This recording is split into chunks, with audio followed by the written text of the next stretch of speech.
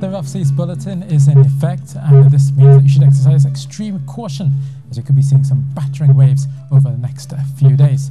In terms of the reason why, the northerly swells are sweeping low and under chain from the north-northeast to be precise, at about 18 seconds between those swells.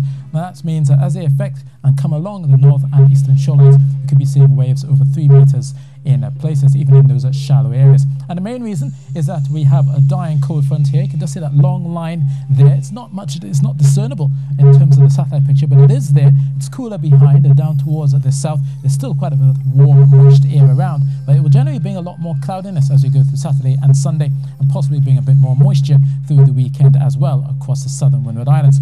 So you can just see it here, a lot of the green colours signifying where the moisture should be. So as you go through Saturday, watch for it to pick up along the hillsides of a northern range out towards Tobago as well. Generally cloudy skies are likely, and also you could be seeing some of those rough seas continuing into Saturday. But at least for tonight across Tobago, it's mostly settled and clear. You will see the clouds beginning to build through your morning. It will be quite breezy at times, and you could be seeing those brisk showers pushing across the hillsides, normal for this time of the year. And a similar picture for those of you in Trinidad. Across Toco into Sangre Grande and into Beach, you're used to the morning showers. You continue to see those around the dawn and into the early part of Friday, and along the western coastline you will see occasional showers as you go through mid-morning and then into the afternoon. But all the while there will be that breeze coming down along the eastern shoreline, going through Guaraguay and also into the Columbus Channel. And obviously you should be mindful about those shallow areas with the rough seas.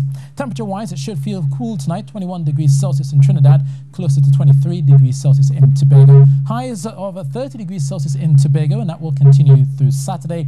Through Sunday, there's a bit more cloudiness. The temperatures take a knock at 29. Also, the temperatures at night will be a touch lower at about 22 degrees Celsius. And similarly for Trinidad, you notice a lot of the showers coming through to end your weekend. And then once we start a new working week, we should be seeing some sunshine creeping through.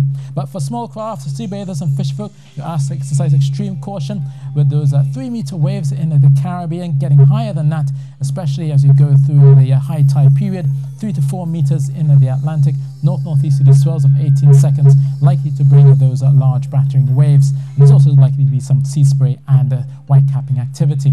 And the high tide is at 9:30, so be mindful of that because the seas will worsen then. In terms of that dying cold front, which is slipping south across the Windward Islands, will eventually reach through Grenada out to Trinidad and Tobago as you go through the weekend. But across the Greater Antilles, it's mostly settled. Not much change is expected here from Cuba into Jamaica and also towards the Leeward Islands. Also quite cool here, no more than 27 degrees Celsius for St. John's. The further south you go, you will pick up that cloud into Dominica as well as Barbados and St. Vincent. And then in between, a bit of sunshine, at least for Friday, before clouds reach Grenada by Saturday and definitely into Sunday. So that's your weather, and that's it from me.